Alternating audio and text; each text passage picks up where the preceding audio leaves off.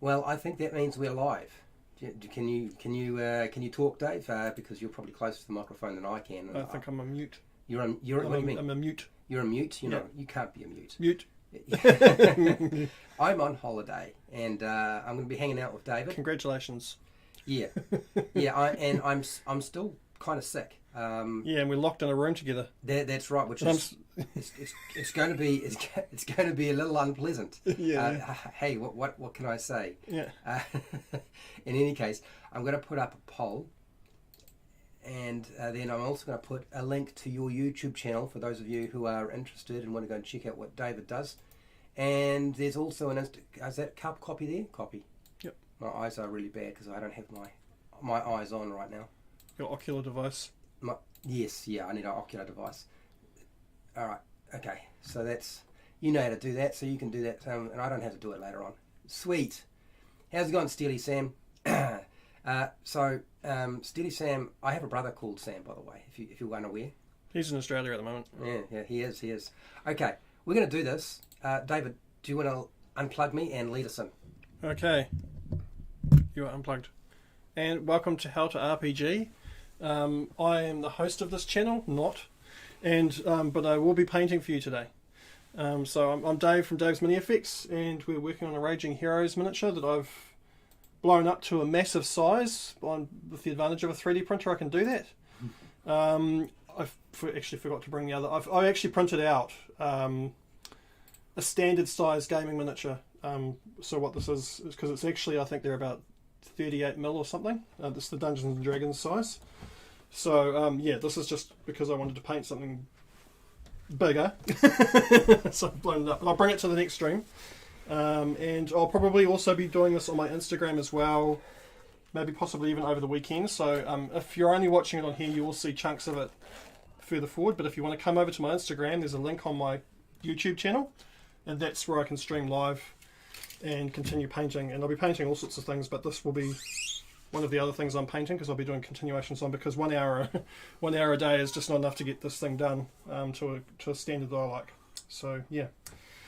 And today I'll probably mainly be focusing on the cape, I think, because I bought a new bunch of green paints for it and I want to try them out. And also the cape is massive anyway, so I think even just doing that will take probably an hour just to get the colour down.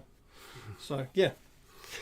So welcome everybody. I might not be talking that much. David has got to try to figure out how to paint constantly and talk, or listen to what I'm saying as I try to distract him. He knows how difficult this is.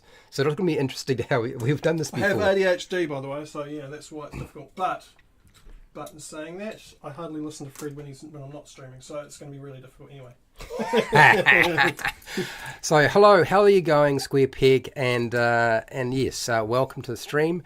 We've got Steely Sam. If you didn't know, Steely Sam's got a huge channel. He does like shorts videos. Yep. So Steely Sam has kind of made his channel. It's not the only thing he does. He does hundreds of hours of live streaming, but he also does.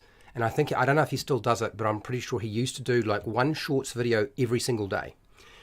Good on you, man. Yeah, so for 60 seconds, he would do monster lore, and so you get like a whole bunch of monster lore. How's it going? Prepare, cook, and survive. How are you doing?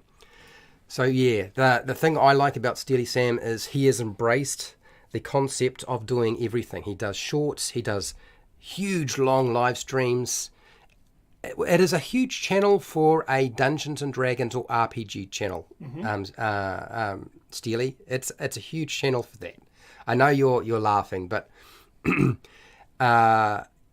does it all, and he does editing as well. So what he does is he edits his live streams into videos. Wow. And often the edits are literally he's just cut a chunk out. So if you're looking for somebody who knows how to get it done and still hold down a job, Steely's the guy. and he actually knows what he's doing with technology, and I already struggle with that sort of thing. So do I. As you've found out. Yes. So this is me on holiday, people. And yesterday in New Zealand, it was the 4th of May. And the 4th of May, my understanding is kind of like the Star Wars Day. around the world. So in North America, we're aware that we were in the future, right?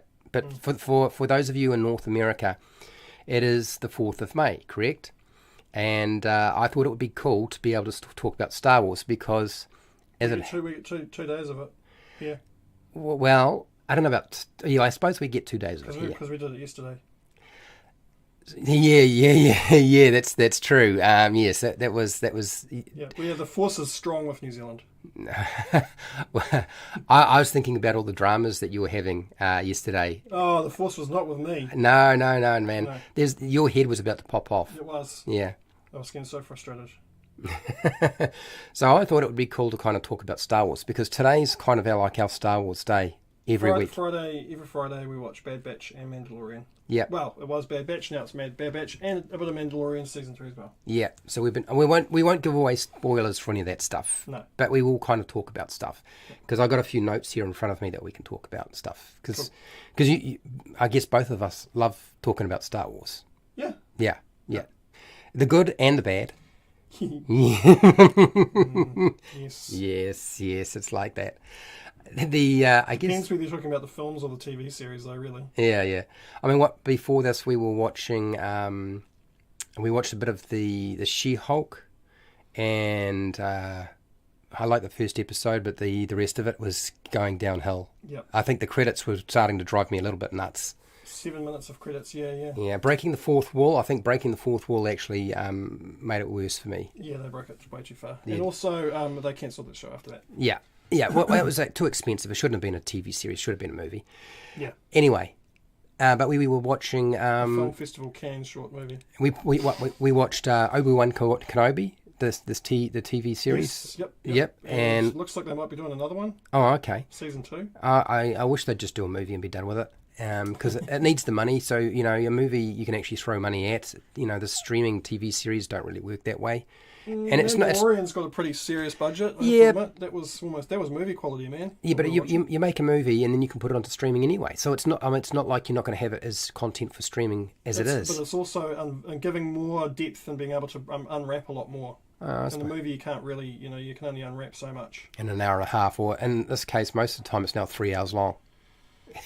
Yeah. Well, how long was the Ant-Man movie? Was it 3 hours long? I know that the Avatar movie was long, but they're all heading into the 2.5 hours to 3 hour range, which is fine as long as it's an entertaining movie. Yeah. No, we will watch out for Revenge of the Fifth. The Revenge of the Fifth. You got to be careful about that fifth day of the month. Revenge of the Fifth. What's that? Is there a film called Revenge of the Fifth? Yeah, it's kind of like a, I guess you can consider it kind of like a Star Wars fan menstrual cycle. Something like that. Oh, okay. Yeah, I guess. Yeah, okay. I'm playing with you people. Okay, don't freak out. And we were watching Boba Fett as well. We watched Boba Fett, the TV series. We watched that, and it was good because it ties into Mandalorian. Mm-hmm.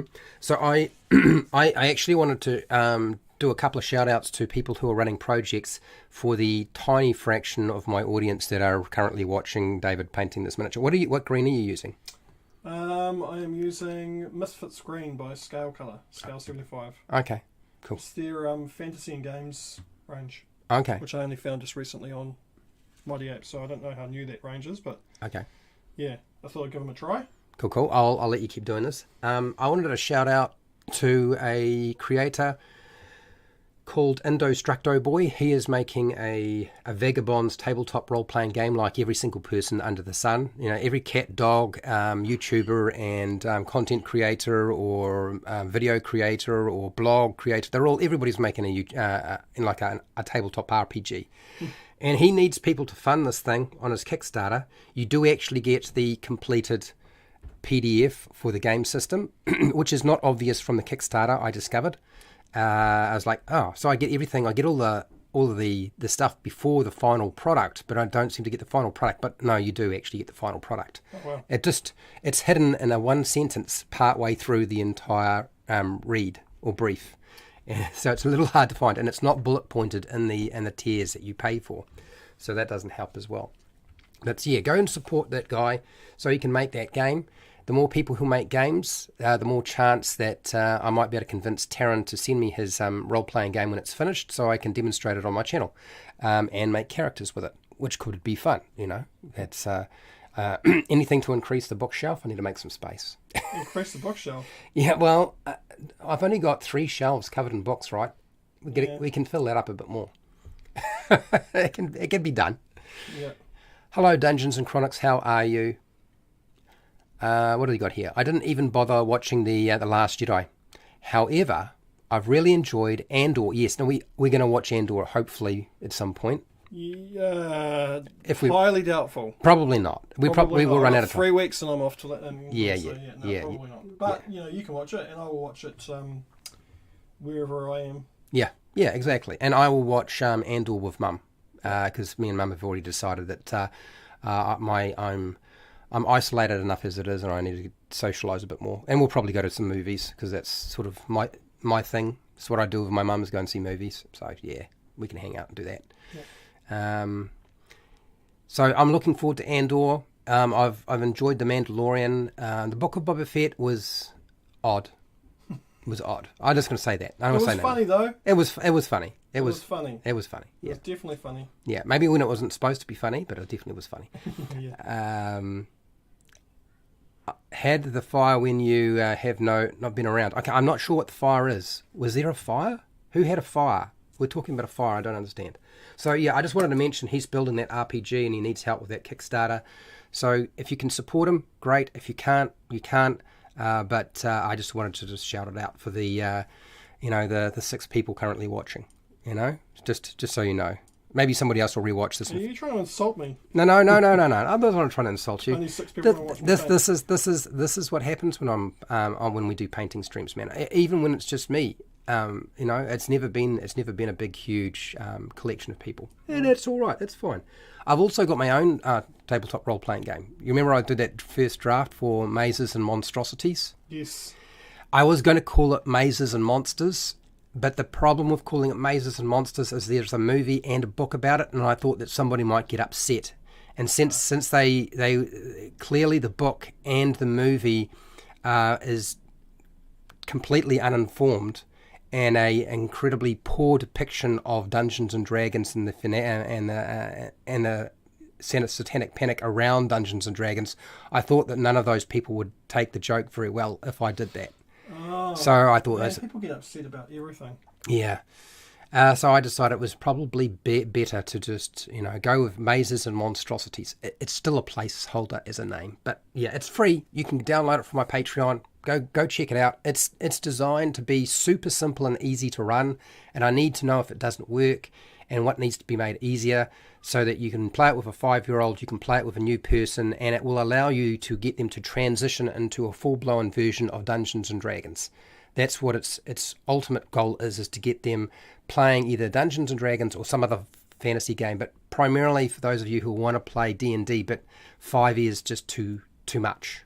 Yeah, and I know there's an audience for it. You've just gotta find them. We got Big Kid. Hello, Big Kid. Big Kid is a patron. How are you doing? What advice for painting gargantuan-sized stuff? I do a slap chop for minis. So this is Big Kid. Yep. He's one of my patrons. You've got any advice for painting something that's gargantuan in size? Learn how to airbrush. And then get an airbrush. Yeah. Airbrushing is, if you want to do massive stuff, airbrushing is just, to me, if you don't want to spend hours and hours with a paintbrush, and also you get that smooth, this has been airbrushed. This has all been airbrushed. Mm-hmm. You get really smooth transitions. It's a good way to get your base colours down, and then you can go over after that. But yeah, I couldn't recommend it enough. And if you want to get a good airbrush, go for an Iwata Eclipse. That's good for your money. That's what I use. It's a workhorse. I will be getting the Harder and Steenbeck airbrushes when I go overseas, but I'm not going to buy it now because the more I buy now, the more I have to take over with me. But the Iwata has been absolutely amazing, and they aren't highly expensive. So yeah. Okay. That's my advice anyway for doing super big stuff. All right, you heard it from David. And I've painted a Reaver Titan, so that stands about half a metre tall. So I've painted some pretty big stuff. Yeah, so you heard it from David. If you want to paint really big things, an airbrush is probably going to be the tool for you. And you did mention what sort of airbrush you're using. The Water Eclipse. Right, and it's a reasonably good tool? Good tool and good price for the tool. Good tool, good price. The Hardware and Steam backs are really good, but they're also very expensive. So for what you're paying, the Water Eclipse, and I've been using it, and I haven't pulled it apart to clean it in months. So I just clean it out while I'm using it, and it just keeps on. It's awesome. Okay. Yep. All right. Cool. And so what have we got here? Prepare, cook, and survive. We have a role play campfire in chat. Yes, you do. I know. Look, I know that you guys come here to hang out, and I love that the same people keep coming back and just hang out and chat and talk about your own stuff. And feel free to do so.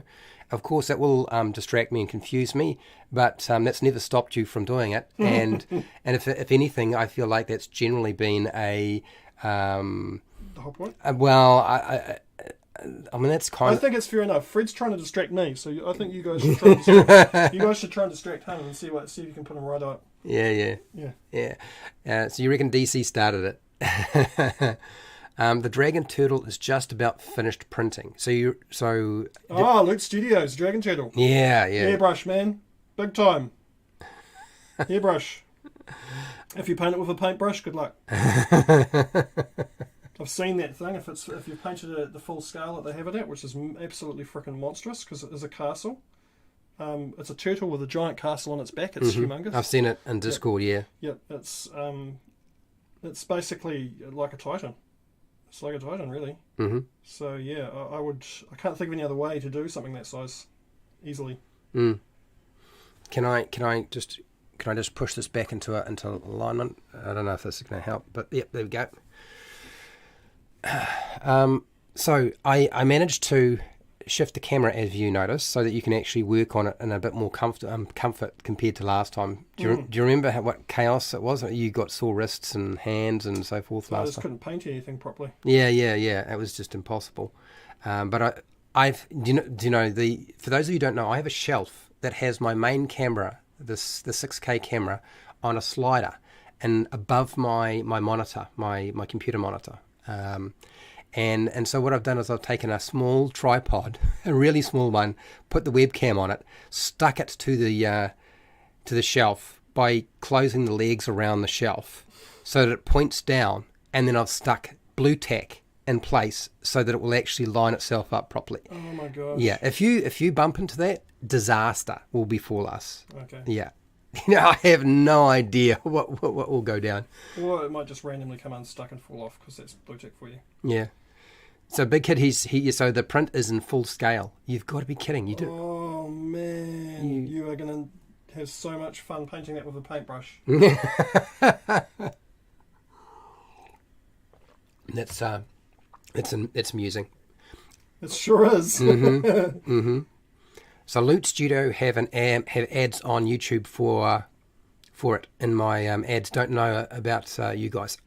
Oh, okay. I haven't checked. I apologise if so now I sound like a frog.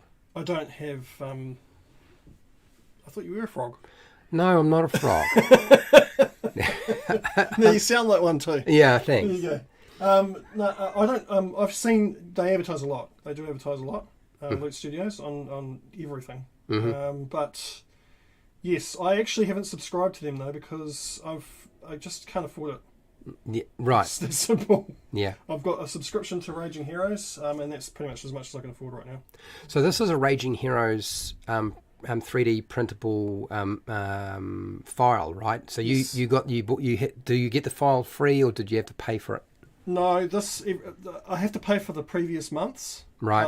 Releases, but from now on, every month that they do a release, I only pay $10 a month, and I get a whole raft of stuff. So I actually just print it. I've got something printing right now, actually, which looks like a giant Skaven Lord.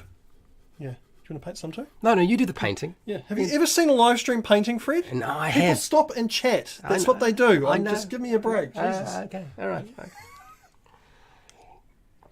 Yeah. Otherwise, I just won't talk. Jeez. Yeah. Dear. So now, now there's some things have happened for you, right? So how about you tell us a little bit about Raging Heroes 3D printable files and that company, because don't you potentially have a job offer for that? Yes, I actually contacted them out of the blue because I'm going overseas anyway, and I was like, I wonder if I can get work over there. I can stay over there, so easily. So I just emailed them out of the blue, and they said, yeah, put a resume together, and all my social media links and send it to them, and also a Zoom link so I can meet the directing manager. So yeah, there is an opportunity there. It'll be for probably marketing, I'd say, but in-person marketing, because they're a French company. It'd probably be helpful for them to have someone who speaks fluent English, and also for someone who would be spending time in places like England and that a lot to go to events and show off their minis. And also I can paint as well, so I can paint and display. So yeah, it's a pretty cool opportunity. But I actually emailed them after I subscribed to this, so maybe discount. Well, I mean, if you want it working for them, right? I'm surely they would send all the pre-printed stuff to you. Oh yeah, that's true. Yeah, I'll have access to. I'll have access, which would be really cool. Well, if you get the job, that is. If I get the job. If you get the job. This is a lot of green. Yeah. All right, cool. I thought we'd at least mention them because now this miniature is, what's it called again? I think this is Nemain. Nemain, Spirit of the War? Spirit of War, yeah. Right. And there's a couple of different versions, correct? Yes, yeah. You can have her with a flaming sword, and you can even have the option of, if you subscribe, if you're an Overlord subscriber, there's two different tiers. One's, actually, yeah, I'm an Overlord, so it's $16 a month, but there's the standard tier and the Overlord tier. If you get the Overlord tier, you get the option to give her elf ears as well, and turn her into an elf. Okay, cool. Yep. So, I'm curious. We were talking about the fact you're going to be live streaming probably today, right, on your Instagram? Yeah. I will be doing this later, but I've still got this bust I'm working on that I'm trying to finish. Right. And I've already started doing a couple of streams with it, so yeah, I'll be painting a cyberpunk bust. It's a female bust. I'm just trying to finish it off. Mm-hmm. So if anyone wants to check that out, I'm pretty much going to go straight over there, check my 3D printer, have a drink of coffee because I've had no coffee, and it will become apparent later. And yeah, I'm just going to get stuck in and start streaming. Right, cool. And then when you finish the project, you're going to do a still photo, put it up on social media and the YouTube channel or something like that? Or I'm just going to throw it at you. You're going to throw it at me? Yeah, sure. She's going to throw it at me. Yes, I will have all that stuff. Okay, yep, all right. I'll have all that stuff. It'll be on my YouTube. I'll do a little video on it, and I'll post a photo of it up. Okay, cool. Well, that sounds good. So Big Kid was just saying he has an airbrush, but he doesn't have all the skills yet. So you do a lot of. Are you going to likely to be airbrushing and live streaming at the same time? It's noisy, a little bit noisy to do it, but I could. But yeah, that would be more of a. You really just want to be honest. You really just want to go and find some YouTube tutorials on how to use an airbrush. Once you get the hang of it, it's not too hard. I've seen people actually, when they've been taught, if they have the right instruction, they've actually been able to do pretty impressive stuff straight from the get-go, which amazes me because when I started learning how to airbrush, I didn't have any YouTube videos to learn from or anything. I just had to literally teach myself how to do it, and it was a freaking nightmare. And I was also using really cheap airbrushes that just clogged up and broke, and yeah, it was an absolute disaster.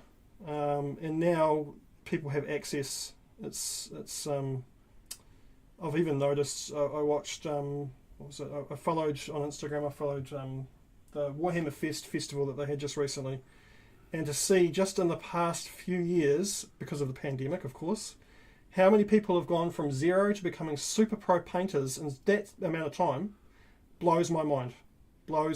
2 years, and people are winning, getting pins and recognitions and Golden Demon awards and stuff, just from doing painting for 2 years. And I've been painting since I was 11, and I'm now 42 years old, and I wouldn't even have a show-in if I went to a Golden Demon award.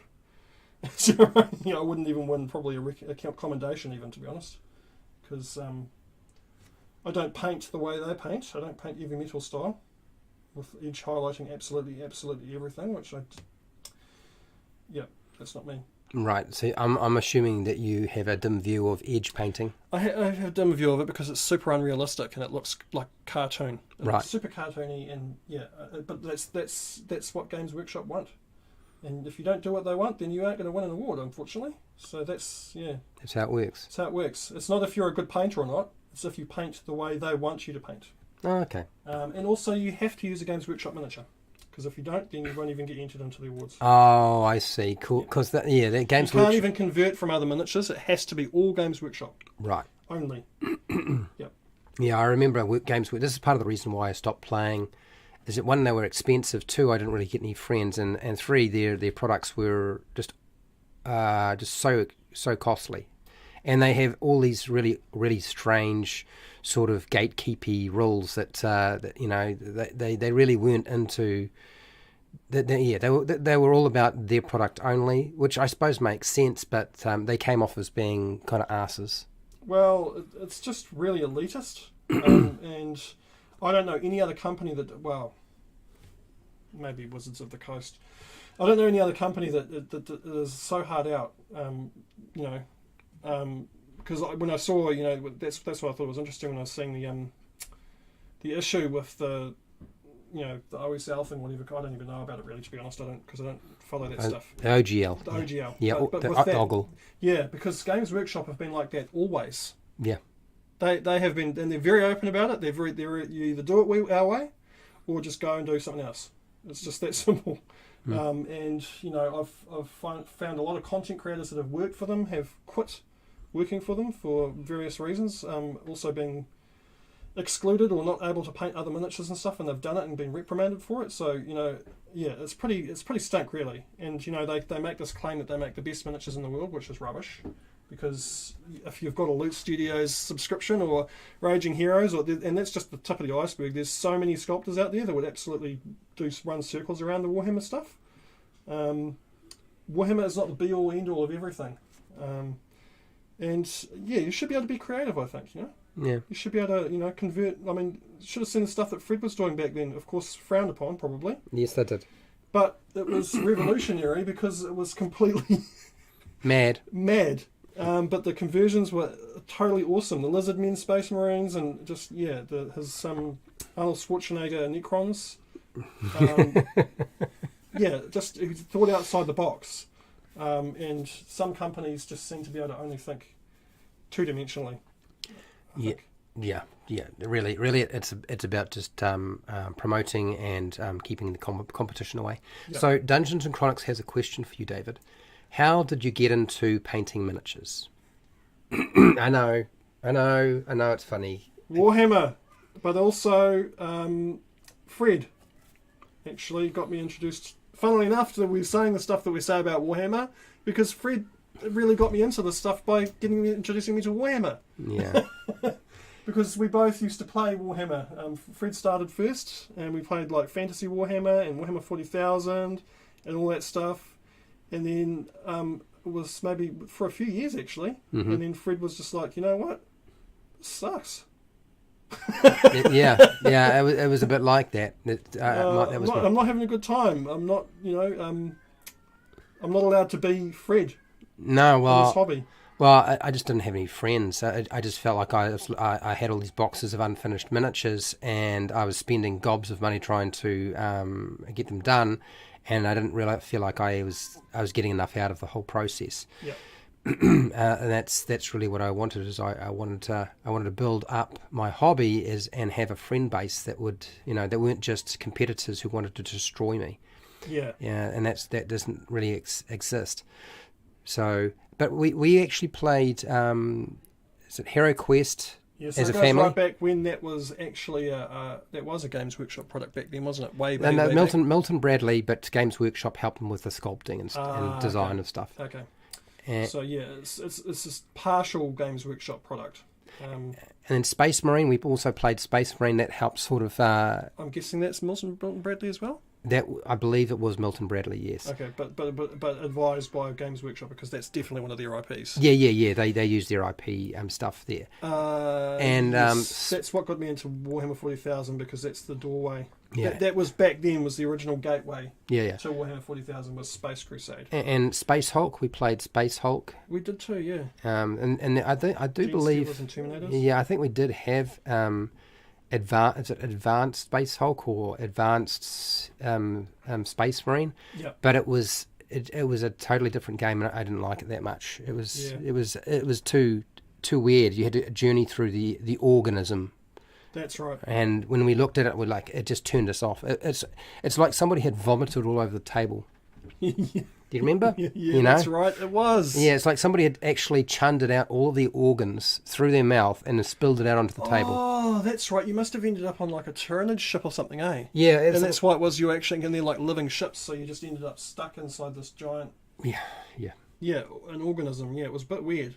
And probably the first time David actually saw me painting miniatures was when I was painting the Hero Quest miniatures and the Space Marine miniatures and using Humbrol paints, I believe. Yeah, well, that's all. Enamel Humbrol paints. Yeah. It's Humbrol paints suck. They do. But that's all there was back then. Yep. There just wasn't anything else. Not in New Zealand. You know, maybe there was in another country, but you couldn't get anything else in New Zealand. No. And the idea of a game store, almost non-existent. Most of the stuff I was actually getting from the warehouse. Oh, man. When they sold it cheap during the Boxing Day specials after Christmas Day. Oh, no kidding. Yeah, that was the thing. So let's go back to the 4th of May and Star Wars Day. Mm-hmm. There's a few projects in the pipeline. Things that we won't be spoiling, right? Because if we talk about existing things like TV series and movies that people haven't seen, then maybe we'll spoil it. But we can't spoil projects that haven't been made yet, hey? But are in the line. Who's what projects is going on? Well, did you know that Rey's returning in a Star Wars movie? I'm not going to watch it. Yes. Well, I mean, I understand that. Those movies are not Star Wars movies. They are just not Star Wars. They are rubbish. They are, yeah. It's like elevator music.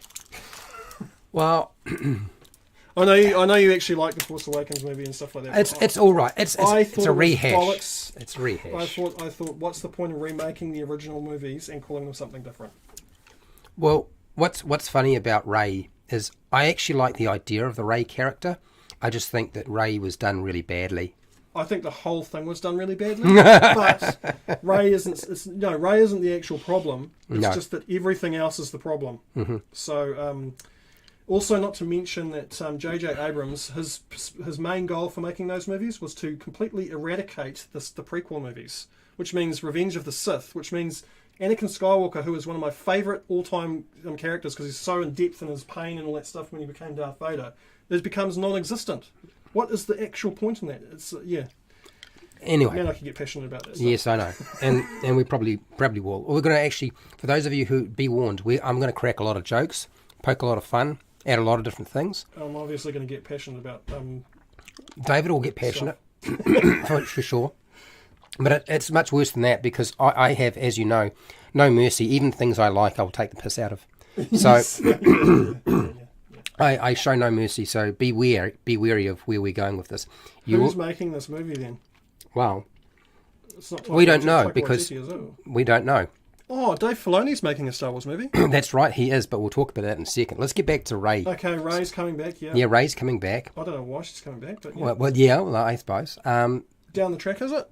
I don't think we actually have a date as such. As in the storyline. Well, they've gone through so many writers and so many directors. Every few months or weeks, there was a new director or a new writer writing a Star Wars movie, only to pull out shortly after for creative differences. I wonder why. Yeah.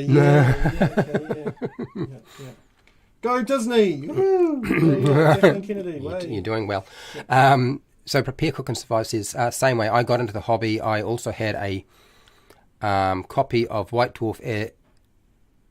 Copies of White Dwarf at the corner shop. Yeah, I got a little bit of White Dwarf, but that was much later on when I was a teenager and in university. And they actually had a hobby shop. Yeah, I had to find a hobby shop. It was actually really hard. It was in town. Yeah, and they used to Wasn't it? disappear every year. A new one would spring up, and the other one would fold and go bankrupt. That's how bad it was. That's the popularity of that kind of hobby in this country. Yeah, well, it's just not enough. Country where everyone just wants to build houses and farms. Well, it's not that. Part of the problem is Games Workshop and a lot of the, particularly Workshop, but it just people don't have enough money to be able to afford to buy that sort of stuff. And it's such a small population, so the number of people who are buying that stuff is very small. And Games Workshop are shites because what they do is they base their pricing on their product on what the estimated disposable income is for a particular country's population. Maybe the UK? Well, I don't know. I understand the UK is a bit better when it comes to Games Workshop stuff. What do you got here? Prepare. Got to go silent, watching and painting a spy mini. No problems. You go silent. You keep doing your painting while Dave's painting. We don't have a problem. That's exactly what David wants you to be doing anyway. Oh yeah. That's a brush with a what is it? A plate legs coming off the bottom. I don't know. Oh, okay. Interesting. Yeah, sounds interesting. Well, hopefully we'll get a chance to see it at some point. Chuck it up onto Discord when you get a chance. Anyway, going back to Rey Skywalker. Ray Skywalker. I thought Skywalker? It was, yeah, I know. And like, shouldn't it be Rey Palpatine? Apparently she didn't like the idea of being Palpatine. Do you know what makes me laugh? Oh, so, okay, yeah. So the actor gets a choice in her character arc. Mm-hmm. Okay. So what makes me laugh is, one, they've taken a character, they recycled A New Hope, Star Wars, for the first one, and then they had, instead of a smaller, a really big Death Star, they had a huge Starkiller base, which was basically another Death Star. Yep. They even made a joke that it was another Death Star. And I was like, okay, I was watching this and thinking, oh, okay. And she apparently has all these powers and never actually trained. Like, she just seems to know everything, how to do it. Oh, that's right, yeah. That's one of the things that used and to now, bug me. what's his name? The other guy, the Stormtrooper, he's going to be a Jedi too, because apparently he's got powers out of nowhere. I don't think that ever happened. You're talking about John Boyega? Yeah, but in the new one, he's going to be a Jedi. I don't think he'll come back. I don't think John will come back. I think they burned the bridges too badly with John. John loves Star Wars. John Boyega loves Star Wars. Absolutely fanatical. But I think they annoyed him too much. Oh. So there are some people throwing stuff out there saying he's going to come back, but I think it's nonsense. I don't think he will. Okay. But I was just thinking back to Rey Skywalker. Yep. So we made A New Hope. Then the next movie comes along. But I'm not going to mention the name because we know what the name of that movie is. And they basically rekindle The Empire Strike Back and Return of the Jedi, along with something that looks a little bit like Battlestar Galactica. You know what I mean? As the fleet flees the Cylons. I've got to say, like, we've got J.J. Abrams, right? And we've got people like Joss Whedon. So Joss Whedon did The Justice League, which was the most rubbish bollocks movie I've ever seen, other than The Force Awakens and the series that follows that. These are both massive, amazing directors that have done really cool stuff with really cool IP, and then they just jump in and just randomly disregard everything and destroy some of the biggest, greatest IPs in the world. And I just don't get it. It's weird, isn't it? It doesn't make any sense. Why would they do that? They even say they're fans of this stuff, and then they go and do that. I just don't. Yeah. Anyway, who knows how much studio input and interference takes place?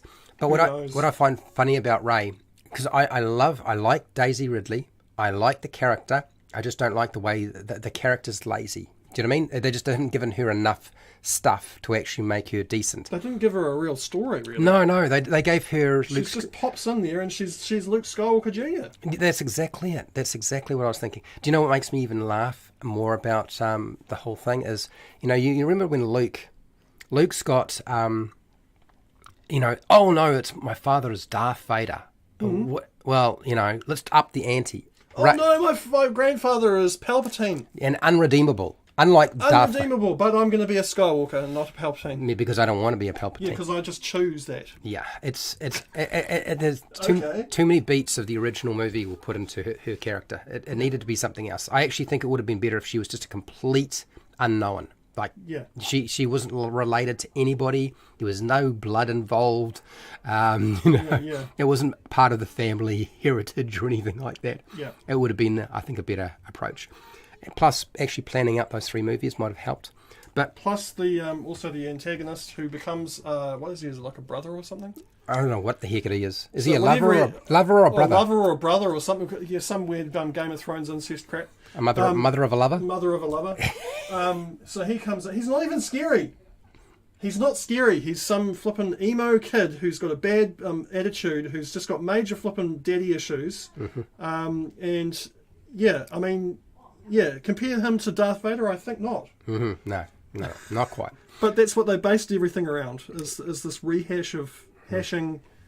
Oh, it's like listening to R&B music in 2023. So my understanding is this movie with Rey she's going to be rebuilding the Jedi Order. Oh wow, isn't that funny? Because that's what Luke Skywalker was supposed to do. Yeah. It is. I suppose it makes sense because there's no Jedi right now, apparently. So again. After Luke Skywalker rebuilt the Jedi Order, apparently was supposed to. And then it just got destroyed by one person again, like who he was actually looking after. Yeah, like. I think there's only so many times you can destroy the Jedi Order before people get sick of the destroying the Jedi Order. You know what's funny? Now we're actually talking about it. I realise how ridiculous this actually really is. It just gets worse and worse and worse the more we talk about it. I know, but which is why we're talking about it. That's part of the reason. Well, fair enough. Okay. Now, Taika Waititi is supposed to be making a Star Wars movie. I heard that, yes. And he's supposed to be writing it.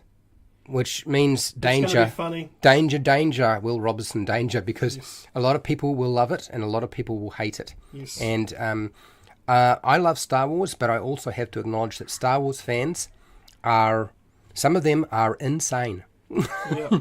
Some of them are out of their tree. And there's so many people on the internet nowadays who are out of their tree. I know my mental state is not great either, but... But what I find amusing is that they said Taika Waititi's Star Wars movie is in development. He doesn't want to tell people when it's going to be ready. He doesn't want any help writing it. He said, no, I'm doing it on my own. And basically Catherine Kennedy said, when Taika's ready to make the movie, he'll let us know. So it could be a while. I was surprised that the studio's allowing that, actually. Well, I think that kind of freedom, yeah, I don't know. I don't think Taika Waititi will use any existing characters. I think he'll make all new characters. Oh, I understand that, but it's still, again, it's the freedom that they're giving him is it's huge. It's a lot, considering that the way that they actually are. I'm gonna have to just pop off screen for a second and do a bit of hair drying. Okay, you do some hair drying. Yep. And which is all cool, no problems. For those of you who are wondering, you get to see my hands moving around like this. You know, just to keep you. I don't know. Is my hand seductive enough? I don't know that it is. So what you can hear is a hairdryer. Yes, Steely, you're right. Star Wars fans are a bit much. Absolutely. Look at this. Look at this. This room is so hot. It's like, do you know, this is like we just started vacuuming in the middle of a live stream. Yeah. And then put like a hand that's wiggling around, just like this. You know what's funny, Fred? It's winter, and I'm wearing a singlet and I'm sweating. I know, I am too. It's really weird. So this is a miniature that Dave's been painting. This is actually, I think this is Clark from The Lost Mine of Phandelver. I think this is supposed to be Clark. It's from that Kickstarter that you... Yeah. It's a bugbear. Yeah, it is. Yeah. Yeah. Yep. He's very purple, or is he blue? He's kind of blue and purple. Oh, he's multifaceted. Yep. Yeah, that's right. The claw. Yeah, the claw. Yeah. What else have I got here? Oh, I'm sure I had something else I could show you, but I think the miniature's coming back. It's coming back. I just need to so I can handle it a little bit better. Because, it's quite slow drying, though, I have to admit.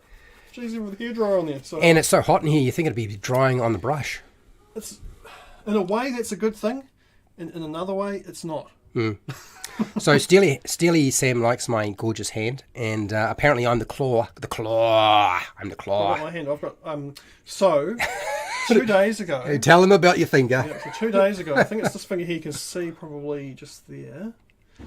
A bit further down because you're probably a bit close. Yeah. So this just right here. I grabbed the handrail on the deck, and there just happened to be a lovely little wasp sitting there, and I grabbed it, and so he didn't like that, and I didn't like the fact that he didn't like that either. because it's been quite painful. Mm. And then I was doing a little bit of a cleanup on a miniature last night. And of course, the finger right next to it, I just sliced it with a knife. Oh. So yeah, it's this hand is my left hand is having issues, but luckily I paint with my right hand and I just hold stuff with my left hand. So I'm still here. I still came for the stream. Mm-hmm. The swelling has gone down on my hand because my whole hand swelled up from that wasp sting for 2 days. David was literally, was it 2 days ago or a day ago, you couldn't paint for more than a short period of time before you got sore? Yep. Yeah. Yep. It was that bad? It was pretty bad. Yeah. So yes, the claw. No, I haven't considered being a hand model, but I feel like... You could be. Well, yeah, but sponsors trying to sell me hand lotion is not something I normally get. There's usually not people who email me and say, Fred, could you promote hand lotion on your channel? I'll email you and ask if you promote hand lotion. I mean, considering that that YouTube video I made on toothpaste, I'm surprised somebody hasn't tried to get me to sell their toothpaste on my channel, frankly. Anyway. Yeah, what brand of toothpaste did you use, Fred? Colgate? Probably. Yep. Anyway, as you paint, we will continue down the Star Wars route. So the heat level of this room just increased a lot. It did. Okay, and I've got to be careful because if I fart, that'll put it over the edge. that'll finish. Hold it. Okay. I'm old. I'm old. It's hard. It's hard. Anyway, going back to Taika Waititi. I think Taika Waititi, if he does actually get the movie made and he does finish writing it and they do approve it and Catherine Kennedy doesn't do anything to it that he doesn't like, there's an awful lot going on here. I think it could potentially be a very good... Sorry. Now that you just said that, I just thought about it, and I was like, yes, of course they're going to get it after he makes it, and then remake the whole thing the way they want it. Yeah. Put it out there, and he'll be like, that wasn't I didn't make that movie. Yeah, what happened there? Yeah. It's not like that's happened to somebody else. I had J.J. Abrams. Who made the Sam was telling me about the last Fantastic Four movie.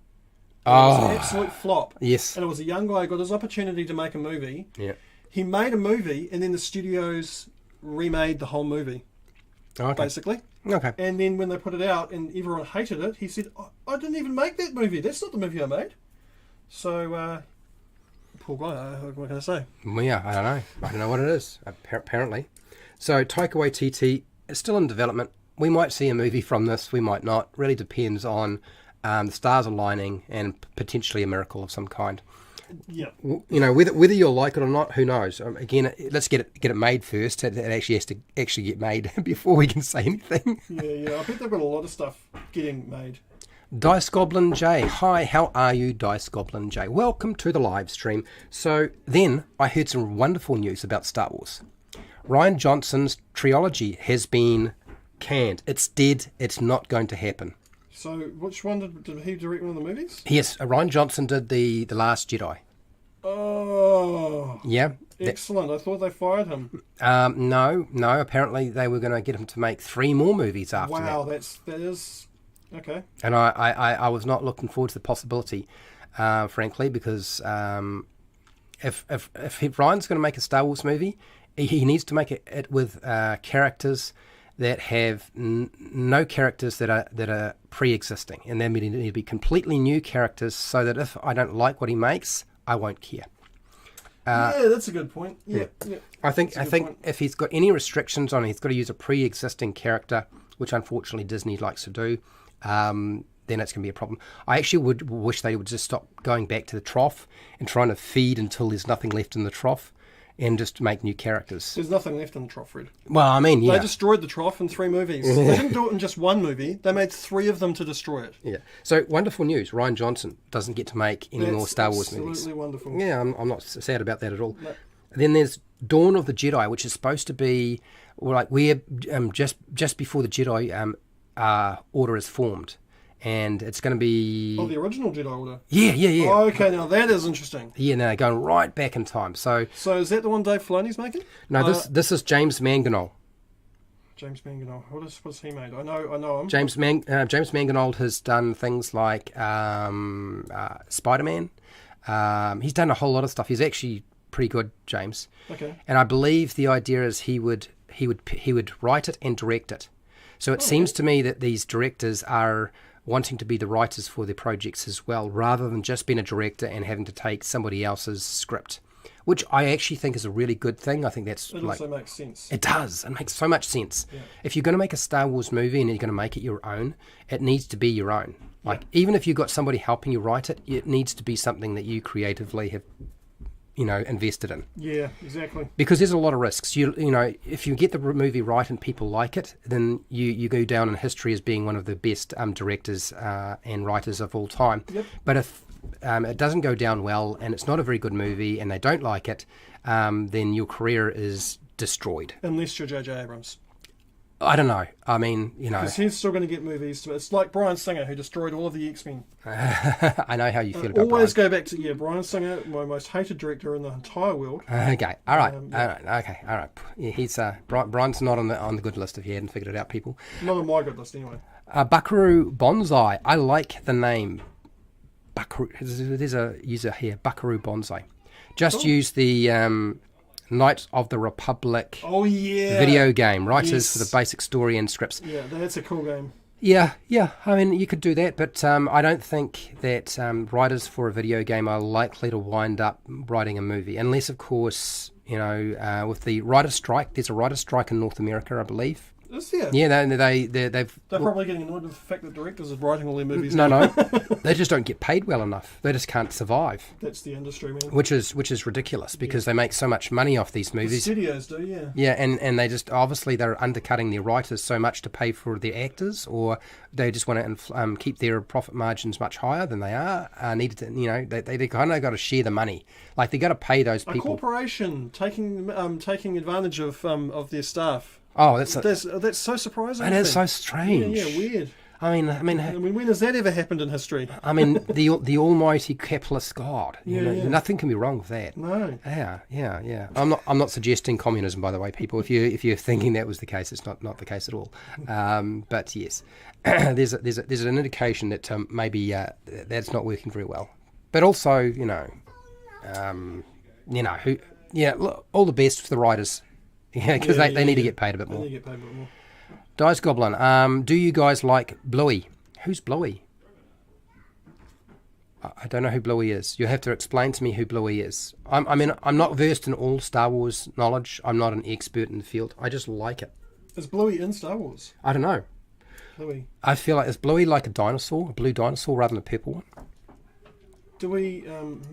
Maybe we haven't seen an episode. Yeah, maybe we just don't know what. Yeah, don't know what Bluey is. And what is it? The Knights of the Republic writers would write a better movie than the hack Hollywood script writers that they've got using, ironically. I wouldn't doubt that. Yeah, I wouldn't doubt that. I wouldn't doubt that. Yeah, I'm sure there's a few people in there who aren't the best writers. But they probably get paid more money to write games than they would to get to do writing a movie, wouldn't they? Oh, that's probably true. Yeah, the video game industry probably pays significantly better. Although I imagine the hours must still be really really hard. Anything like that would be. There's always deadlines. So yeah, Dawn of the Jedi. I think Dawn of the Jedi is a really good idea. I'm glad that they've got the director and the writer being the same person. James Manganiello can do a good job. Yep. Provided there isn't creative differences with Catherine Kennedy or anybody else. Again, yes. Again, there's that little hiccup there. And then you were mentioning that Dave Filoni is making a Star Wars movie. I've read that he is making a Star Wars movie. He seemed surprised he was doing a movie too. Actually, when I saw the interview. But because he's a freaking busy dude. Yeah. But if anyone, that guy worked with George Lucas for years. Yes. The dude he should be carrying the torch for Star Wars. Like he is in the TV series element though. He's doing a great job. Well, I understand he is. He was very quietly, didn't even mention it, but he is now the key or the primary creative director for Star Wars now. Excellent. So he got the job, and they're still making another Rey movie. How strange. Yeah, well, I don't think that's he's involved with that one. Yeah. I'm not so sure. Yes. It's one of the Australian biggest shows. Okay, so if it's an Australian show and it's on TV, I probably don't watch it because I don't really watch TV. I watch movies, and I occasionally watch a TV series if I'm really invested in somebody. We're in New Zealand also, so Yeah. I'm watching an Australian show. Yeah, I mean, Blowies probably does play on New Zealand TV at some point. I don't know if it does now. We don't have TV, man. TV on demand. That's it. Yeah, I don't really. Yeah, I just don't really. It's digital now. It is digital. I actually wanted to mention a few of the role-playing games that I've been really interested in recently. And for those of you who don't know, I've been kind of raving a bit about Shadowdark. Shadowdark is Kelsey Arcane Library, and it's kind of, to give you an idea of it, it's kind of like heavy metal, old school Dungeons and Dragons, and I guess like death metal or thrash metal or something like that. It's really a bit more hardcore. It plays difficult, but building a character, I built a character for it yesterday. The priest. They have four classes: fighter, wizard, priest, and thief. And I'm really impressed at how easy it is to make a character for that system. But it also looks like it would be pretty simple to play the game. And it transitions quite well into old school Dungeons and Dragons and into 5th Ed edition. So I'm wishing her all the best. She's funded. Heavy metal. Yeah. You know how I've been saying that Dungeons and Dragons should have a heavy metal sort of vibe to it, rather than a cutesy pie, teenage or youngster art style. And that's what she's got. It's like the old Fighting Fantasy books, the artwork in it. Oh, really? It's black and white. It's dark. It's scary. It's there's a lot of death. And you know how a lot of the heavy metal bands, they used to use a lot of skulls and stuff like that. Yeah, for sure. But of course they would always go colour. I really like the way that's working out. So you're going to see a lot more of Shadowdark on my channel for sure. I like the idea of the black and white thing. It reminds me of some of the old sort of comic book styles, like 2000 AD and stuff like that. Yeah. Judge Dredd. Yeah, yeah. Real gritty, grimy. Yeah, it makes it grimier if you do it black and white. Yeah, I like that. Yeah. I'm actually hoping that Sam will do some artwork like that, but it'll be colour, because I would like high detail line, but in colour, like the albums, like the actual cover albums of heavy metal bands. That's what I want out of my fantasy role playing games, and that would be my go-to. So I really like what she's doing. So yeah, cool. I actually was thinking if I can figure out how it all works, I might even show how the rules work for the game, because I have a live stream that I do where I cover the rules of the game system. I've done 5e, I've done Star Wars Saga. I was actually supposed to do Star Wars Saga this week, but I just didn't have the voice or the mental capacity for it, so I ditched it. I've got one of my subscribers, and I think it's Prepare, Cook and Survive. You'll let me know. I'm pretty sure is it Prepare, Cook and Survive? Is sending me Morkbork RPG, and that's got a very heavy metal thrasher. It's a Swedish game. It's very simple. It looks like making characters would be a lot of fun. It would be deadly. I've heard of it actually.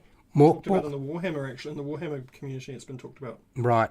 It's done very, very well apparently, and I'm looking forward to that. Because for some reason for me it sounds orky.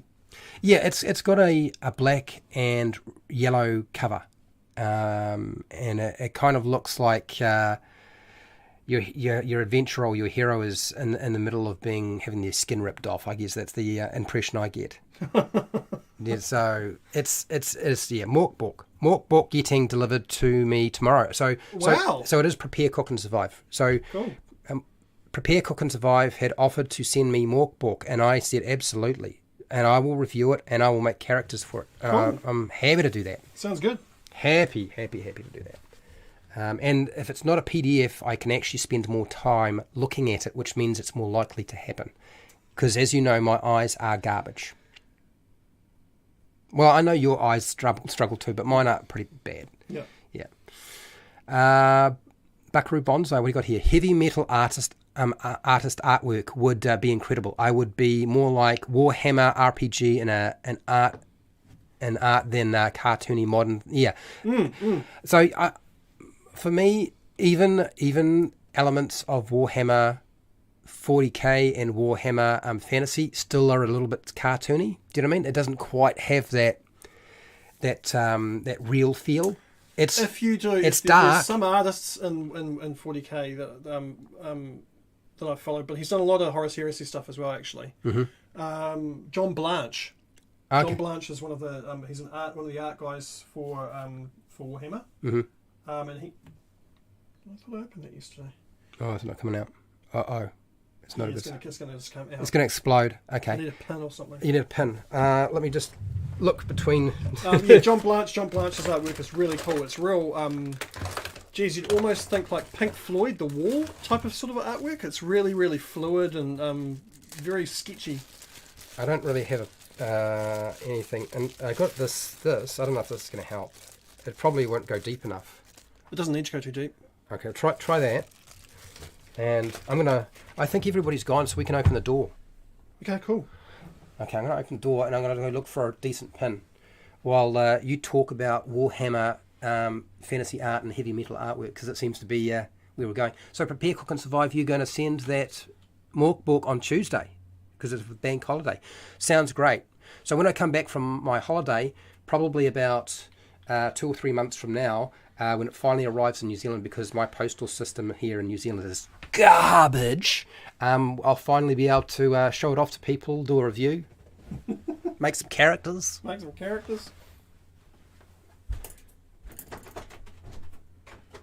Yeah. No, I'd love to see that sort of old style White Dwarfy heavy metal. I love that sort of stuff. If it ain't broke, don't fix it. Fresh air. I wonder if I should do. His hair's supposed to be red, but I'm just wondering if I should sort of change it up a bit and do a bit different. Maybe blonde, do like a Viking? What do you guys reckon? Viking here. I can make him look a Viking. If I can find the right colour. Need like a golden brown.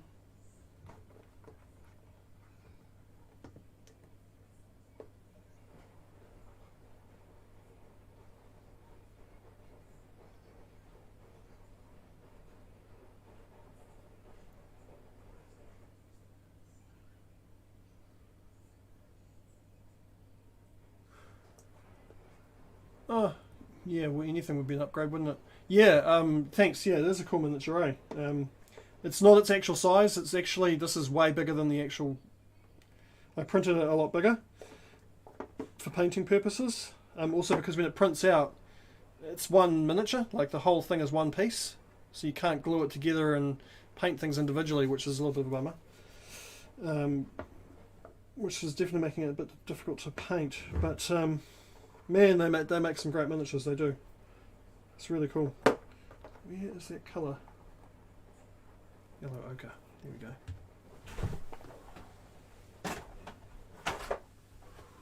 Yellow ochre. Oh, that's better. That's so much better. Yeah. Alright, that made a huge difference. It did. Oh, far out. Jack Penny, how are you, Jack Penny? Nice to see you. Well, so for those of you who don't know, on my Patreon, you're getting everything that I'm planning to turn into a published document years ahead of time. It's probably going to be about 2 years before you start seeing things formally published on Drive-Thru RPG or through any other thing. And because I don't have money to pay for the artwork, because there's no real decent margins. Hi Phil, how's it going? I've talked to my brother, and so we're going to do some what's called profit sharing. Your other brother. Yes, Sam. Sam is very good at art, yep. And he can do all this heavy metal sort of style fantasy art that I would like.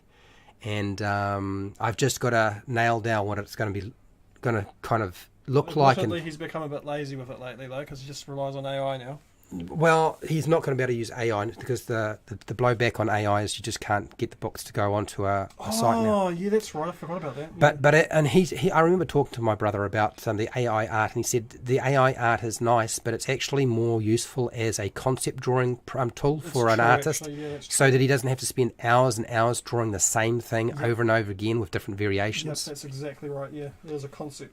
It's a great concept tool. Yeah, he said that's really what it needs to be used, and once you get the right concept down on your AI art, then you do it for real. Yep. And he said that's the real benefit of it. So his drawing art's really cool anyway. So it'd be good to have his style of drawing. Yeah. So that's why you'll see most of the stuff that goes up onto my Patreon is very basic PDFs and documents. There's no artwork. It's pretty simple, but it's got good tools in it and good information. So and I'll keep doing that for the next 2 years and into the future, hopefully. Nice. And then eventually they will become products that you can get. But yes, since my view is I want that hardcore element to my games. That's the kind of artwork I enjoy. The stuff that makes you want to puke and you have to hide from your parents. Do you know what I mean? If you're a teenager and you have to hide it from your parents, that's what I want. I also realise I've got to have something for the younger generation, but that has to be a totally different product. Teletubbies. No, it can't be Teletubbies. But it's got to be a completely different product. You can't use the same product to cover all your bases because it's too... For younger generation? Yeah, you need to go... Younger generation, you need to go anime style. Well, that probably actually makes a lot of sense. Because that's that generation, that's all they seem to be into with anime. Although I'm saying that I am an anime fan myself. I like the darker side of anime, but yeah, I'm an anime fan. Mm-hmm. But yeah, man, they're just real into it. Yep. It's the thing for the kids. But that needs to be a different product. It won't be the same thing. So what did you hear? Buckaroo Banzai.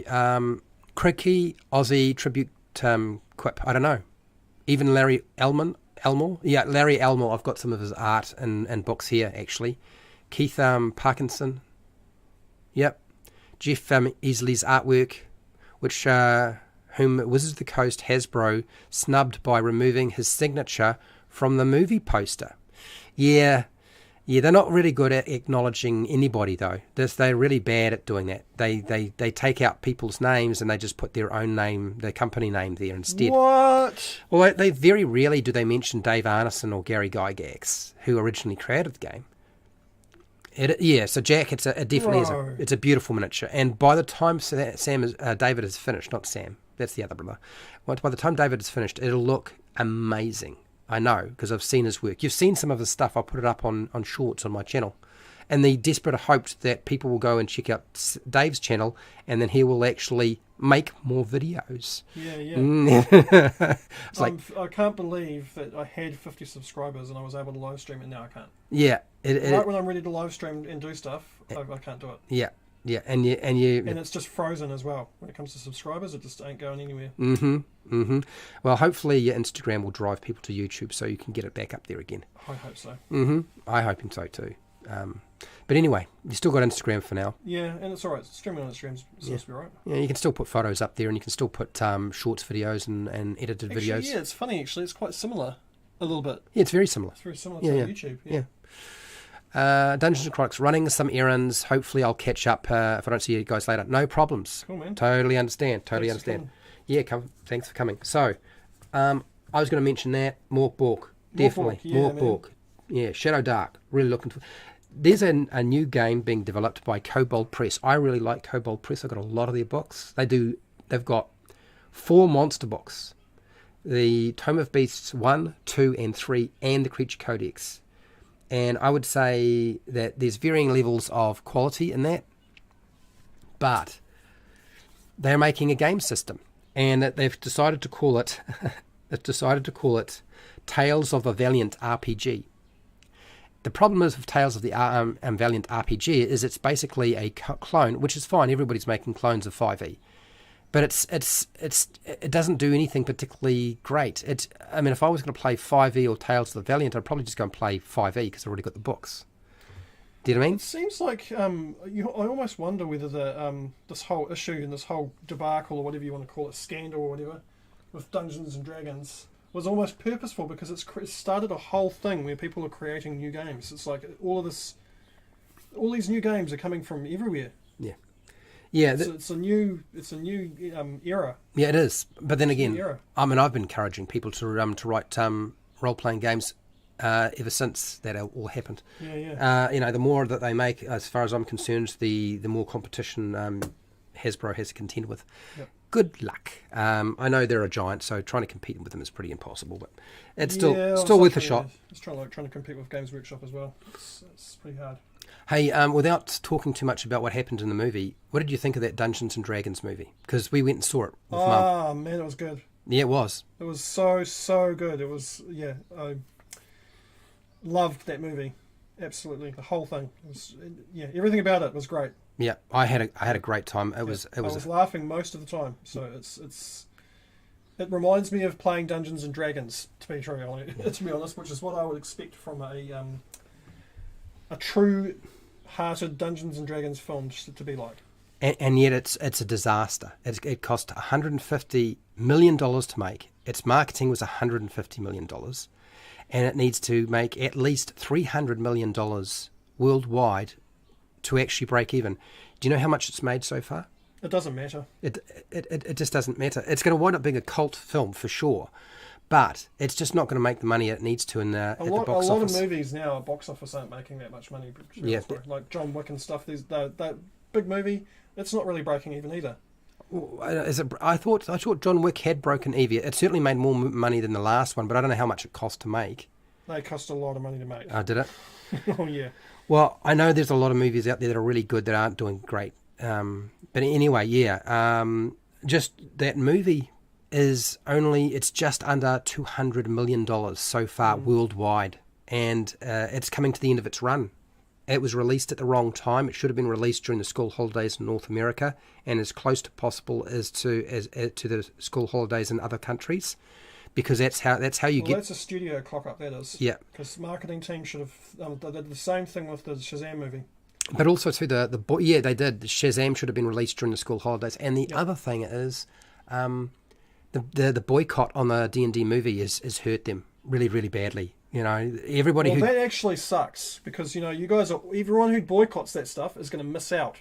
Now, you're boycotting something, you're going to miss out on having content because it's never going to get the chance to be made again. Now, you think about the last time a Dungeons and Dragons movie was made. Oh my God, when was the last time? 2000? No, 90s. No, they made a third one, but it went straight to video. Yeah, it was really bad. Yeah, exactly. Yeah. So now that's screwed. So good on you guys for whoever boycotted it, because you're going to miss out on absolutely. Which is funny, because it's Paramount who would have made most of the money, not Hasbro. Yeah. Paramount had more to gain than Hasbro ever did. Yep. But anyway. Not that I actually give a crap if Paramount doesn't make money or not, because they're just a giant corporation as well. Yeah. But it's more that the people who love to see this sort of stuff are going to miss out now. Yeah, there won't be another one. Yeah. This is it. You guys, it's a great movie, and I'm glad it's so good, because if you're going to have a movie that's only going to get made once, at least it's made really well, and it's worth going to see, especially if you like Dungeons and Dragons as a game. Yeah, exactly. So yeah. Well, hi. So what do you got here, Jack? On the Star Wars subject, my group and I have decided to run Edge of the Empire again. Oh, good. But with a rotating cast of GMs. Well done, Jack. I'm so glad to hear your group is doing it. Rotating your GMs or Game Masters is the secret to survival as a group. It really is. Every session plays as an episode written by the current GM running it. Okay, all right. Well, that's interesting. So you really are rolling it round and back and forth. I would have thought you'd run a short campaign and then stop and then let the next person pick it up, so you don't have to try to make everything link up. Otherwise, you'll run into the problem that the new Star Wars movies get, which is like every director has a different vision. Hopefully, it probably won't matter that much with a Star Wars game, because who really writes the adventure? It's not the game master; it's the players. Oh yeah, it's the players who write the story, the adventure. That's true. I don't even want to say story. I just want to say adventure. The adventure, the actual the process of adventuring, it's written any kind of plot stuff is ultimately going to come down to players and what they decide to do. Because it's basically a pick-apart story. Exactly, it is. So, I mean, you might have some storylines that you as a game master had put together, but ultimately it'll be the players who decide what's going to actually happen. Yeah. Unless, of course, you're a railroady person and you don't let them have any choice. Anyway. Railroady? Oh, you mean a corporation You, type person? no. I mean, like, you get on a train and you get on the track and you just stay on the track and you can't go anywhere else because there's nowhere else to go. Oh, No. That doesn't sound like fun. No. Everyone in the group wants to run a GM following the train wreck the previous GM has left them. Wish us luck. Oh my gosh. So you've already expected this to happen, Jack. Oh my gosh. It's going to be...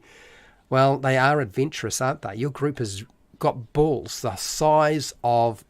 I don't know, what is it? The size of what? Kangaroos? Kangaroos? I don't know how... Where did I get kangaroos from? I don't know. Elephant. How about an Well, elephant? elephant, the size of an elephant. Yeah.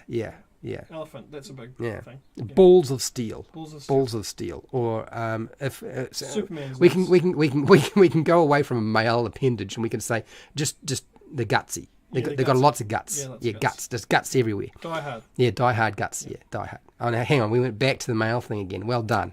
That's a Bruce Willis thing. Yep. Yeah. Well done. Thanks. You're welcome. Yeah. Buckaroo Bonsai. How would everyone rank the new D&D movie in the best fantasy movies of all time, like compared to Lord of the Rings? No, you can't compare it.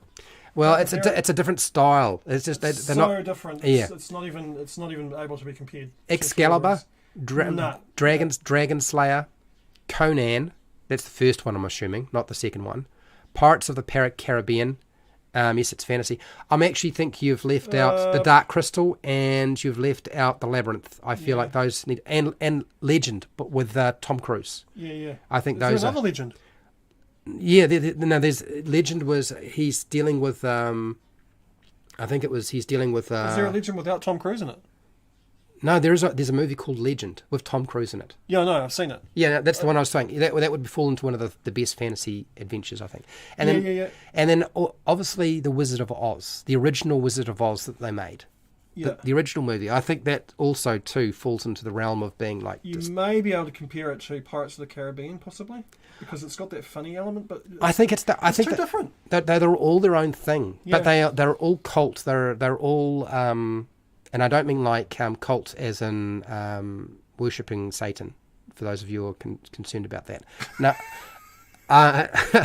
I mean they're just they set their own bar. They set themselves apart. So I think it falls into that. Hey, there's a game called Pathfinder, which I know you haven't played. Pathfinder 2E. I actually have the books for it. I was looking at the Game Mastery Guide last night, which unfortunately I don't have an awful lot of good things to say about. Yet the first Ed Edition one was great. The second Ed Edition one looks like it's been written by Eggs, myself. My general appreciation of it is... But they've decided to remaster Pathfinder second Ed Edition. So they're going to reprint it and put it out again. And the problem is with doing that, and it's going to be ready to go in November, that means that they just sold all of their stock. They reprinted their stock just recently. They're they're putting it back out as of April, I think it says April or May, right now. Okay. So now those book sales of the second Ed Edition Pathfinder just won't sell because everybody's now going to be waiting for the remastered version coming out in November of this year, 2023. It seems to be the year of corporations making huge, massive cock-ups. Now, I totally... It really seems like... Yeah, I totally understand. And they're saying that, the second Ed Edition Pathfinder books will be compatible with the remastered books. It'll just be that the language has changed because they're trying to get rid of all the OGL wording that was in the original game set. Then why still would they be doing what they're doing? Because it's just a waste. It's just like, so, hey, can you buy all of our extra stuff that we just want to get rid of stuff? So we're going to do an op shop style stuff. Yep. And then we're going to also put out a new thing, completely revamped version of all of that op shop stuff. So you're going to be double buying the same thing. Yeah, which it just kills all your sales until November. Yeah. Wait, if Legend is in, Krull, I'd say Krull is a good, and Neverending Krull, Story, Warrior King. yes, Neverending Story definitely needs to be in there as well as a cult fantasy. Yeah. Absolutely need to consider those. Totally agree. So I just thought I'd mention that. Well done, Paizo, deciding to put out the remastered version after I mean, they had to do it because getting them free of that OGL, no matter whether it's on Creative Commons or they haven't removed the OGL, it's safer and smarter to just remove yourself from that completely now. They should have done it years ago, and they just probably didn't do it because it was probably quicker and faster and cheaper not to do it. But now they've done it. But you just killed all your sales till November. Well done, Paizo. Smart move. You're going through the same thing that Wizard of the Coast is going through. Yeah, I'm sorry you don't get sympathy from me. Well, that's a bummer because they had an opportunity from what Wizard of the Coast did, and now they're actually squandering it. Oh, Pathfinder 2nd Edition is now, because of the nonsense, is actually probably going to wind up being one of the more popular games for people to pick up and play, which I find amusing because I've always found Pathfinder to be like pulling teeth. Oh, really? Well, I'm not a crunch person, as you know. No, you do squats. No, no. I'm just not really into heavy rules and codifying everything. I actually feel like that takes a lot away from the game. Yeah. I know some people feel like it gives you more, but I think that's probably because they have trouble coming up with what they would like to do with their character. And yeah, they need it codified, and I just don't need that. Hey, there's some movies coming up we need to go and see. We've got Guardians of the Galaxy Volume 3 coming out. Yep. And it came out yesterday here in New Zealand. Oh, did it? Yeah, well, because it came out on Thursday. I didn't know that. So it should be coming out, I would imagine, today in North America. Guardians of the Galaxy Volume 3. That movie looks like it's going to be awesome. Yeah, it looks sad. It does look, I'm going to cry. I'm going to feel really, it's hard when you're 51 and you're in a theatre with other people and you start crying. Yeah. It's like, you got to try and hide it. Yeah. You know what you do is you got to get you take a cap with you or a hat with you, people. You put it over your face as if you're trying to scratch your eye, and then you rub out all of the tears that are I made a huge mistake the other day. I was like, oh, I feel like watching City of Angels. And? City of Angels, you know, Nicolas Cage, Ryan. Oh, yeah. He's an angel and he falls down to earth and then she dies. Right, yeah, okay. Yeah, it was late at night and it was a bad idea, and yeah, I had a little cry. Mm-hmm. And I probably won't watch that movie again for another 10 years. Yeah. But yeah. Do I feel like crying though? Because I know it was also the last Guardians of the Galaxy movie that they're making as well. Well, with this team up, I think they'll make another one. It just won't have Gunn involved because Gunn's doing DC now.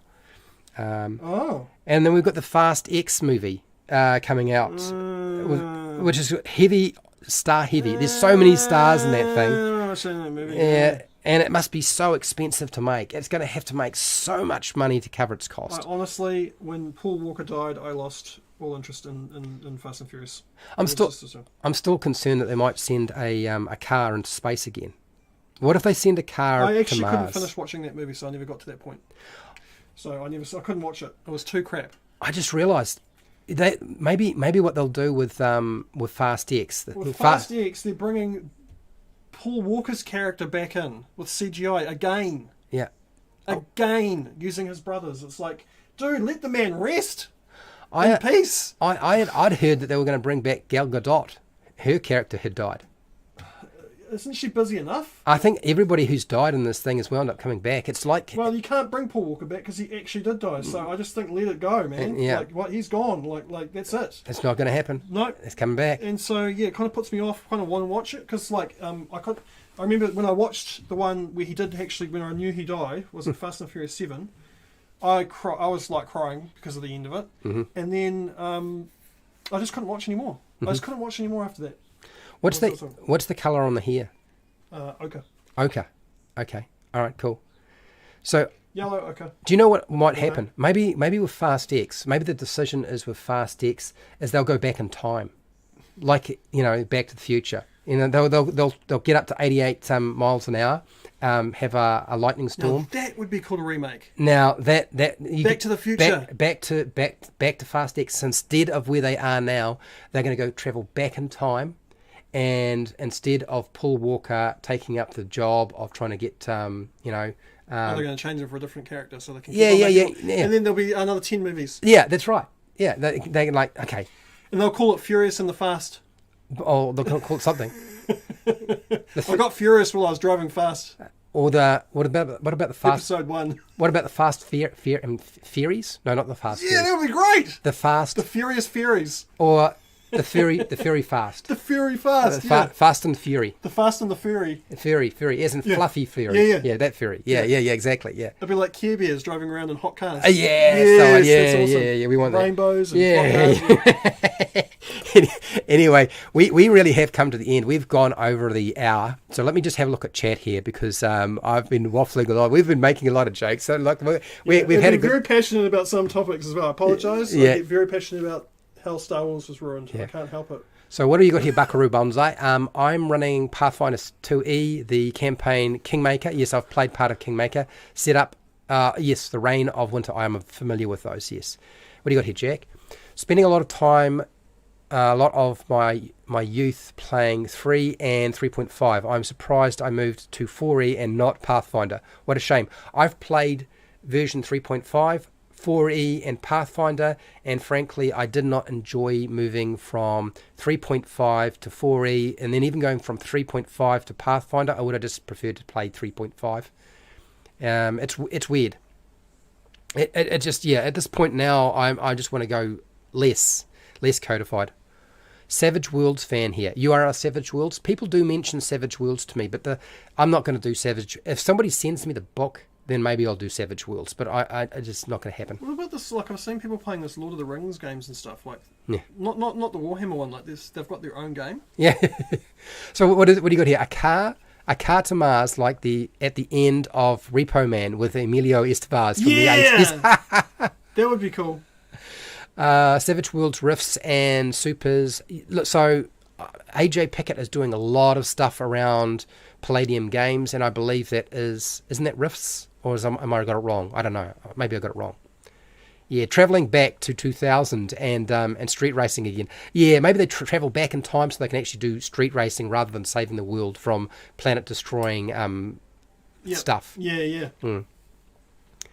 So you played... all right, so Jack, you played Rifts and Supers. Western soon? Oh, I like the idea of playing Western. Deadlands, yes. Weird World 2. World War 2. Supernatural. It sounds fun.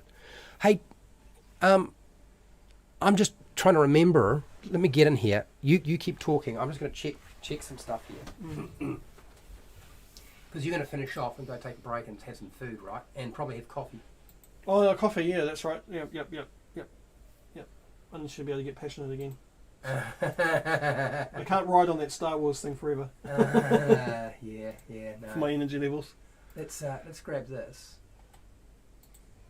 And let's drop this in here. Paste this. This is David's YouTube channel. And if I can open up the Instagram without ballsing it up, like this, I should be able to get that as well. Because this is where you're going to be painting later, right? Yeah, I doing my live stream on Instagram at the moment. Yeah, David needs 50 subscribers again to be able to live stream on YouTube. We tried to do a shortcut, didn't we? We tried to live stream as well using Streamlabs and I realised that it doesn't work. I couldn't get it to work anyway. Can you do me a favour? Can you type in Patreon? Oh, there it is. No, I got it. Because I think I recognise somebody here in chat who is a patron. And if that is, and I think I've been looking for them for a little while, and I had sent out a message to them, but I'm going to check here.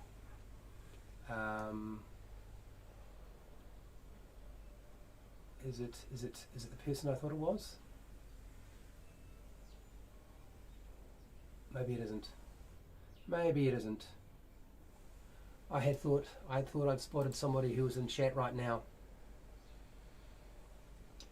Almost. Let's try one more. It's hard to read this fast. No, we got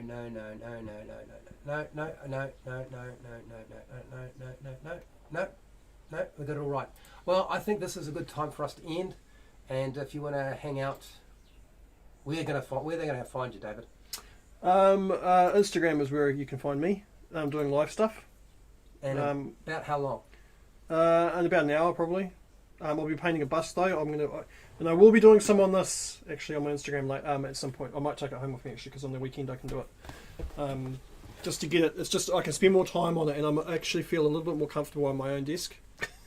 Well, not only that. Also, I have my airbrush there handy with me as well, so I can just, if I need to just jump, which I thought it would have been, now that I painted that whole thing green, I'm like... airbrush would have been a better Would have idea. been good to use a little bit of liquid masking and just, airbrush the bloody thing. Yeah. So, you're going to be back here on my channel in...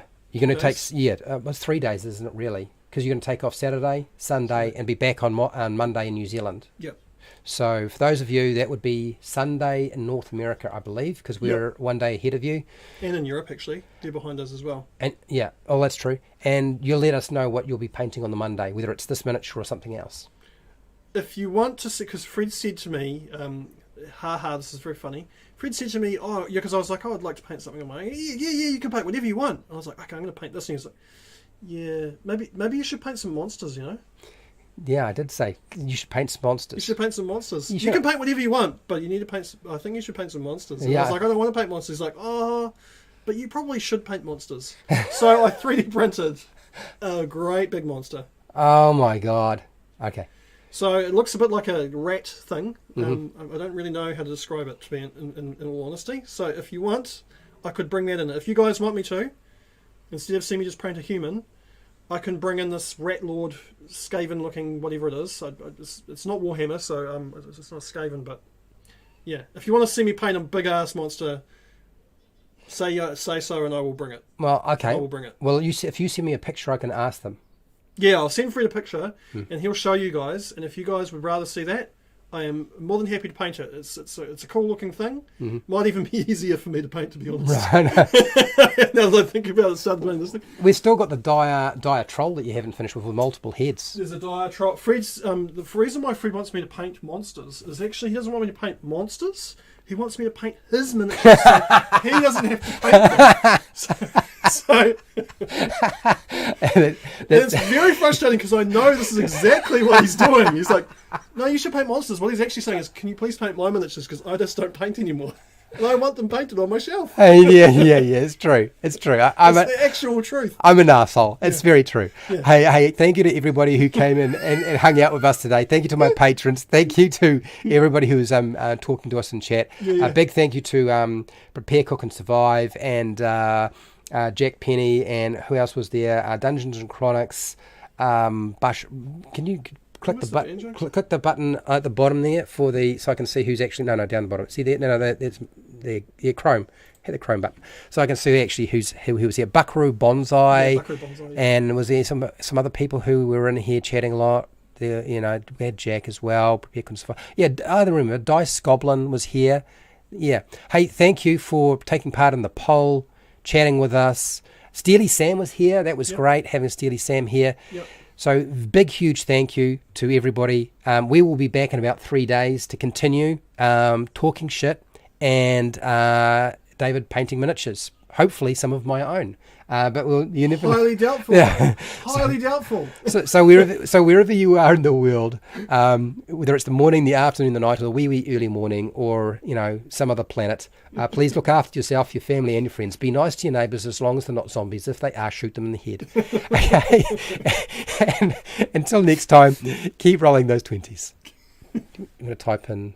Yep. Thank you.